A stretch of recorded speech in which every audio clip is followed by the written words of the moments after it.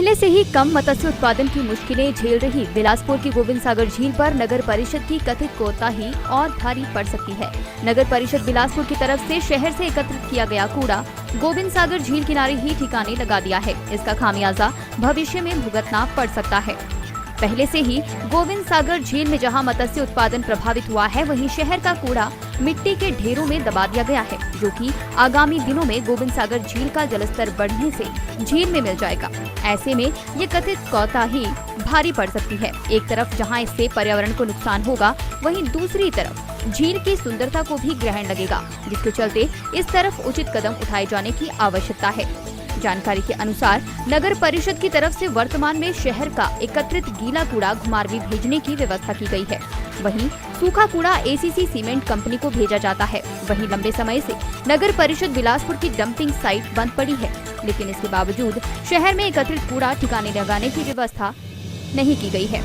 उधर अधिवक्ता सुमन ठाकुर ने कहा कि प्रशासन सरकार को नगर परिषद की तरफ से झील किनारे पर ठिकाने लगाए गए कूड़े के ढेर के मसले को गंभीरता से लेना चाहिए, ताकि झील का जलस्तर बढ़ने पर ये कूड़े का ढेर पानी में ना मिले।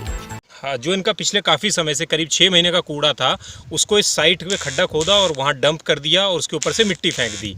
अब बरसात आएगी, बरसात के मौसम में फिर ये कूड़ा जो है, ये मिट्टी क्योंकि इन्होंने इस तरीके से डंप नहीं की है कि ये यहीं दबा रह जाएगा, सारा कूड़ा झील में जाएगा। इससे झील का जो इकोलॉजिकल या जो मैरीन कल्चर है, जो एक्वा कल्चर है, यहाँ का मछली उत्पादन है या दूसरी जो चीज़ें हैं, वो सारे उसके ऊपर एडवर्स इम्पैक्ट पड़ेगा। तो कहने का मतलब ये है कि आप इन्वायरमेंट के साथ इतना बड़ा खिलवाड़ कर रहे हैं। और मैं कहूँगा कि ये NGT नेशनल ग्रीन ट्रिब्यूनल, मैंने पहले भी कहा था कि उसकी सॉलिड वेस्ट मैनेजमेंट 2016 की गाइडलाइंस हैं कि विदिन 3 ईयर्स आपको प्रोसेसिंग यूनिट बनानी पड़ेगी और आपको कूड़ा डिस्पोज ऑफ करना पड़ेगा साइंटिफिक तरीके से। कूड़े का सेग्रीगेशन होगा, प्लास्टिक वेस्ट अलग जाएगा, हजार्डियस वेस्ट अलग जाएगा, आपका बायो जो डिग्रेडेबल वेस्ट है वो अलग जाएगा। लेकिन यहाँ कुछ भी नहीं है और बहुत दुर्गति है। मैं कहूँगा इस चीज़ के तरफ जो है सरकार ध्यान दे, नहीं तो ये भी मामला जो है हम NGT में हमें उठाना पड़ेगा।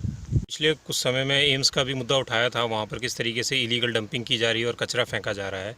और जब हमें ये बात पता लगी तो उसके बाद कुछ लोगों ने हमें बताया कि बिलासपुर में भी यही चीज़ हो रही है और ये खुद नगर परिषद यानी कि सरकार खुद ये चीज़ कर रही है, जो कि बहुत ज़्यादा अफसोसजनक भी है और मैं कहूँगा गैरकानूनी काम भी है।